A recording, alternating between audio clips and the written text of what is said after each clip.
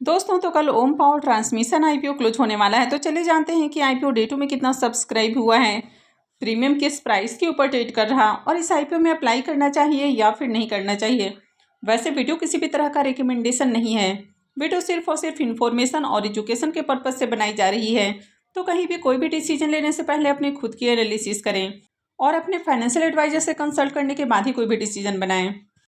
तो चलिए वीडियो को शुरू करते हैं। लेकिन इससे पहले कि मैं वीडियो को शुरू करूं, अगर आप इस चैनल पर पहली बार विजिट कर रहे हैं या फिर आपने चैनल अब तक सब्सक्राइब नहीं किया है तो चैनल को सब्सक्राइब कर लें और वीडियो को भी लाइक कर दें। तो आईपीओ 9 अप्रैल को ओपन हुआ था और ये 13 अप्रैल यानी कि कल के दिन क्लोज होने वाला है। तो कल इसमें अप्लाई करने का आखिरी मौका है। लिस्टिंग डेट इसकी 17 अप्रैल है। फेस वैल्यू 10 रुपये पर शेयर है। बुकिंग प्राइस 175 है और आईपीओ में 85 शेयर्स का लॉट रखा गया है। आईपीओ के साइज को देखें तो आईपीओ 150 करोड़ का है, जिसमें 133 करोड़ का फ्रेश इशू और 18 करोड़ का ऑफर फॉर सेल है। कंपनी के अगर बिजनेस के बारे में बात की जाए तो कंपनी पावर ट्रांसमिशन से related end to end services देती है, यानी कि जो पावर केबल बिछाने का काम होता है, इसके अलावा वहाँ पर जो भी ऑपरेशन और मेंटेनेंस रिलेटेड वर्क है वो भी कंपनी करके देती है। तो बेसिकली कंपनी ने अपने बिजनेस की शुरुआत गुजरात से की थी। धीरे धीरे कंपनी ने अपने बिजनेस को एक्सपेंड किया। कंपनी अभी राजस्थान, पंजाब और इसके अलावा यूनियन टेरिटरीज, दादरा नगर हवेली और दमन और दीव में भी काम कर रही है।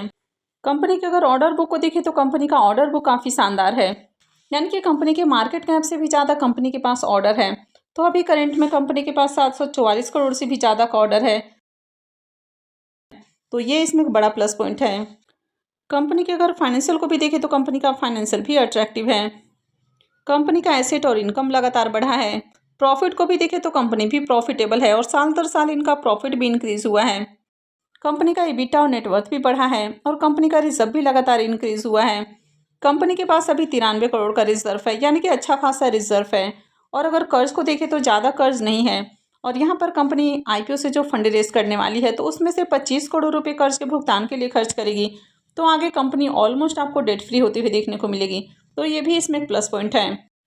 तो कंपनी का बिजनेस भी अच्छा है, फाइनेंशियल भी ठीक ठाक है, लेकिन आईपीओ का टाइमिंग सही नहीं है और यही रीज़न है कि अभी आपको आईपीओ आते हुए कम देखने को मिल रहा है। तो चलिए देख लेते हैं कि आईपीओ दूसरे दिन कितना सब्सक्राइब हुआ है।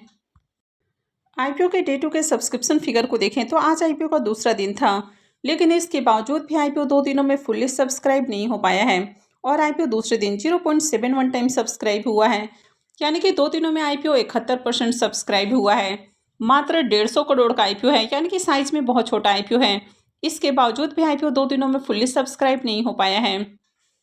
QI20 पोर्शन वैसे आज के दिन फुल्ली सब्सक्राइब होते हुए देखने को मिला और QI20 पोर्शन अब तक 1.18 टाइम सब्सक्राइब हो चुका है। अभी आप देख रहे हैं कि जो भी आईपीओ ओपन हो रहे हैं तो वहाँ पर पहले HNIs और रिटेलर्स की ओर से डिमांड नहीं आ रही है, लेकिन QI20 की ओर से ही डिमांड आ रही है। और यहाँ पर भी देखें तो QI20 पोर्शन फुल्ली सब्सक्राइब हो चुका है। हालांकि अभी भी HNIs की ओर से ज़्यादा एप्लीकेशंस नहीं लगा है और HNIs पोर्शन 0.38 टाइम सब्सक्राइब हुआ है।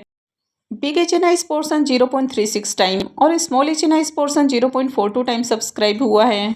रिटेलर्स की ओर से आईपीओ को 0.58 टाइम सब्सक्राइब किया गया है। तो 2 दिनों में आईपीओ में 15,909 एप्लीकेशंस लगा है, यानी कि नंबर वाइज देखें तो ज़्यादा नंबर ऑफ एप्लीकेशंस नहीं लगे हैं। और इसके पीछे का रीज़न है कि मार्केट अनसर्टेन है।